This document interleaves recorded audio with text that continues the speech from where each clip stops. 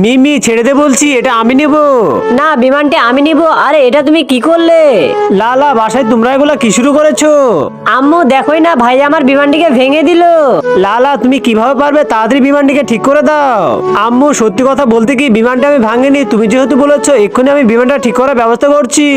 এই তো পেন্সিল দিয়ে আঁকা হয়ে গেছে, এবার এগুলোকে ভালো করে কেটে নিতে হবে, তারপর কাঠগুলোকে ভালো করে সেটআপ দিয়ে নিতে হবে। ভাইয়া অনেকক্ষণ তো হয়ে গেল, আর কতক্ষণ লাগবে? বসে থাকতে থাকতে আমার তো অনেক ক্ষুধা পেয়ে গেল।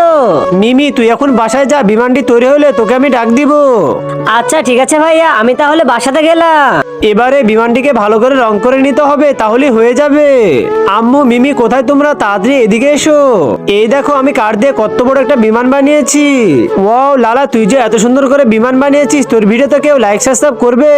আম্মু তুমি দেখে নিও, সবাই এই ভিডিওতে লাইকের পাশাপাশি সাবস্ক্রাইবও করে দিবে।